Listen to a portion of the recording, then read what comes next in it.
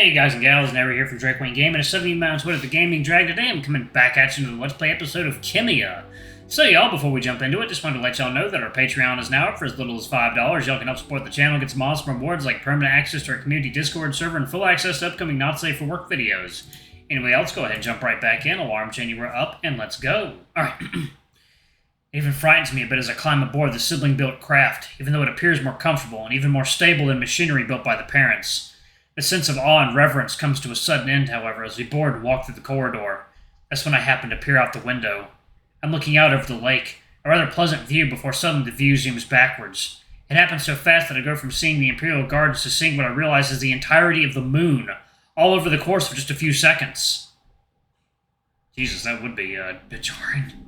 The suddenness of it all and the odd sensation of seeing such a quick movement, yet feeling none of it, makes my stomach turn. My body leans forward as if wanting to fall out the window, and I force myself upright before the others might notice.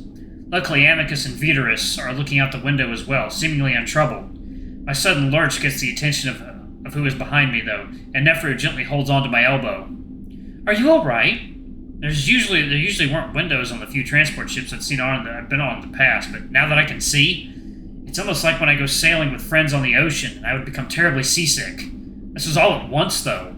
"Fine, I'm fine." "You don't look fine." The big Wolverine sidles up next to Nephru, looking at me closely, which is exactly what I'd rather not be happening right now. And the stars bend in the most queasy way imaginable, and I stumble to the side again. "You are most certainly not fine. Is this your first time in the stretch?" "Well, of course he hasn't, Neph. The hell do you think?" Nephru is moving me away from the window, but I'm already looking away, horrified. Not by the stretch, but because of the feeling growing inside me. I'm going to vomit in front of everyone. Somehow Amicus and Veterus have continued on their way, deep in conversation that I vaguely feel I should be listening to. That will have to wait.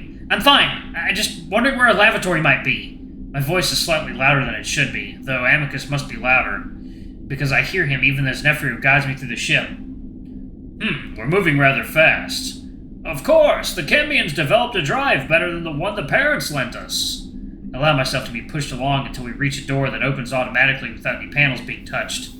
"This area is the living quarters. I'm not sure where I'll be bunking, but we'll be sharing this toilet." We move toward an even smaller door, the one that does require a push of a panel. Considering the journey is only about 12 hours, it should be somewhat tolerable, I think. "Do you need anti-nausea medication?" Too late for that.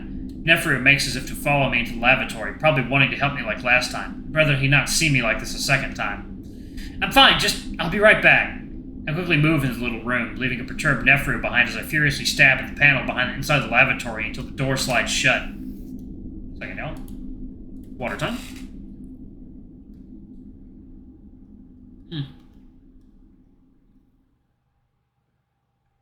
Oh, God.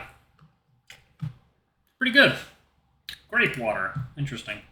I stand over the toilet for several seconds, vaguely thinking to myself that it's hardly different from the ones on Adastra before what's in my stomach comes out. I'm in the lavatory for a while, maybe 10 minutes, embarrassed, but also grateful that I managed not to be sick in the corridor like my stomach wanted to be, running my paws over to the faucet, cleaning myself up before the stream of water suddenly stops and an unfamiliar voice rings in my head, making me yelp out loud. "Apologies, paw washing water limit has been reached." I stand there, staring at my own reflection in the mirror, deciding that what I'd heard came from within my head. But how? I feel myself start to panic just slightly before I realize that like previous tech I'd interacted with, it must be from my lingua. So I respond, "Yes, who is this?" I get an immediate response in turn. "I am Mom, the state-sponsored AI of Khemia." Oh, yes, I know of you. I've studied..." I trail off, reminding myself that this is an AI, and it does not care what I've studied, or about anything at all.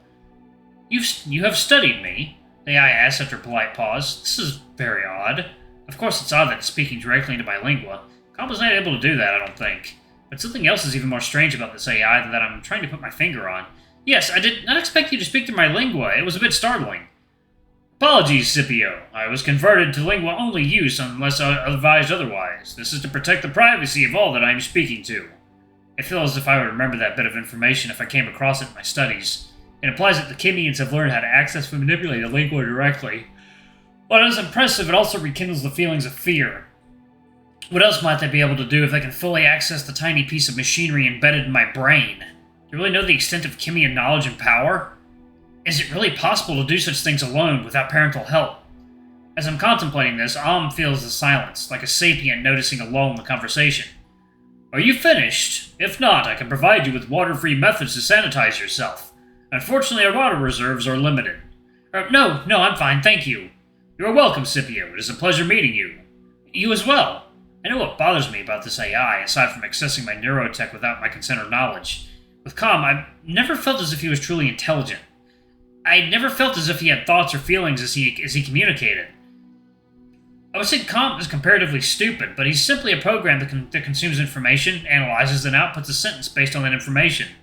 This Khemian AI is something different, and I wonder how widespread it is on Khemia.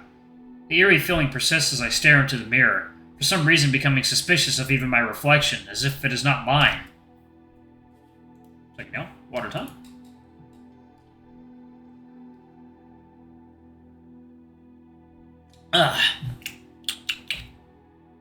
Okay.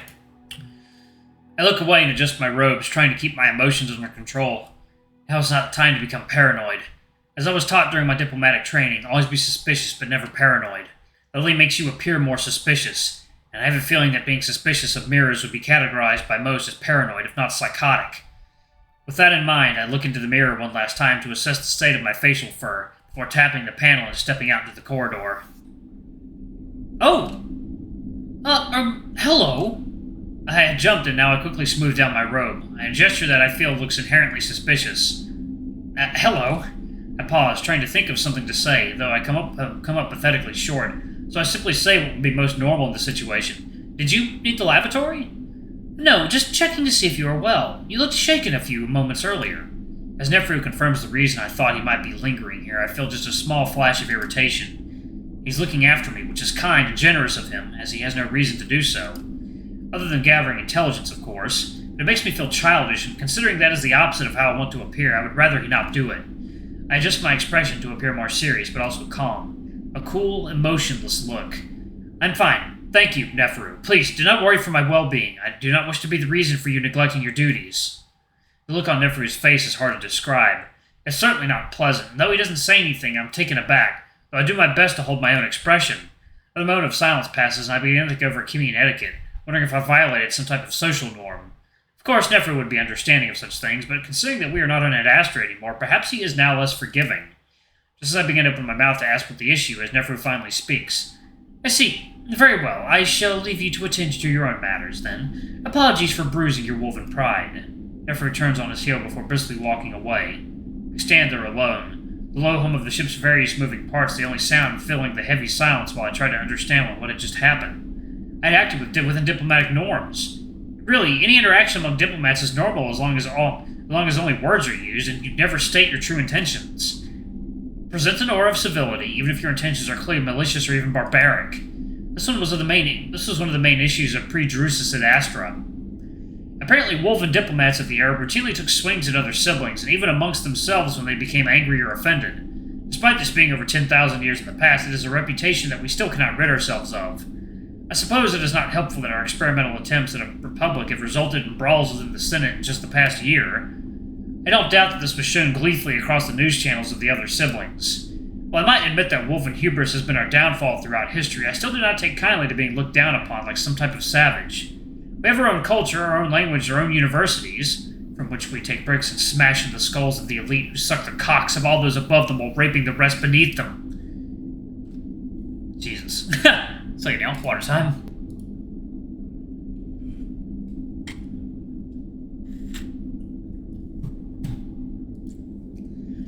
And I feel that despite my admiration for Khemia as a whole, they have their own issues with hubris. Nefru is a clear example of that. Woven pride. The hackles along my shoulders begin to rise, and I work to contain myself. What an odd and frankly childish thing for him to say.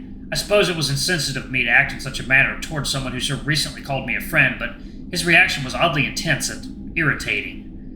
What I then realized is that part of my mission is to gather intelligence on Nefru and even pursue a more intimate relationship with him. At least if it appeared to be moving in such a direction, but considering what just happened, not even 1 hour into my mission and I'm already failing. I stand there for a while in silence, wavering as if on the edge of a cliff before gritting my teeth and clenching my paws into fists. No. None of this. Either I will succeed or I will fail, but in both cases I will continue on and serve the Empire, all for the greater good of Ad Astra. So, pushing through the guilt and embarrassment and blinking past the blur of moisture in my eyes, I set off aimlessly, unsure of where to go, but just wanting to move.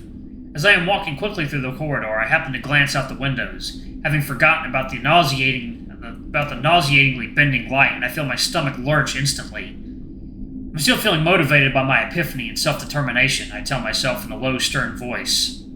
No. I force myself to continue looking while I walk, demanding my stomach to settle. No matter how insistent I am, however, it doesn't appear that I have gained voluntary control over the mechanisms that dictates nausea in my body. Already irritated by my early failings, I force myself to continue staring, feeling as if I am pushing myself for being unable to handle the view. It's similar to when I experienced insomnia when I was first away from home at university. It was disturbingly satisfying to tell one's own body that it was its own fault for being so tired through the day's classes, and that maybe it should sleep next time. I do the same now, mentally sneering at my roiling stomach for being so weak that it can't handle. My meandering thoughts are brought to a very sudden and rude end as my feet catch something on the floor and my paws flail out for something to grab. I yelp loudly before landing heavily on my side, my paw pad slapping the smooth, hard floor to keep from falling further. Rubbing on the left side of my hip, I look down at my feet in confusion. 3 metallic-looking containers sit in the middle of the corridor, and my foot had caught in the corner of one sticking out the furthest. Huh? There's a heavy grunt that I recognize immediately, and Brutus sticks his head around an open door with a stern squint before looking down and seeing me. Skip, what the hell are you doing? My irritation and self-pity from earlier aren't helped by this new turn of events.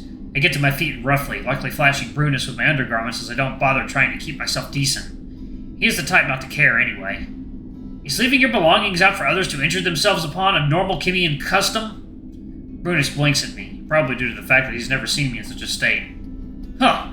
I'm moving stuff right now. Is it a wolf thing to not look where you're going? I'm simply curious as to whether or not I will need to be more careful if I want to return to Ad Astra in one piece. What the hell crawled up your ass, Skip? I sigh and massage the bridge of my snout with both paws, feeling my stomach lurch again, exacerbated by my falling. Thank you. Water time. Alrighty.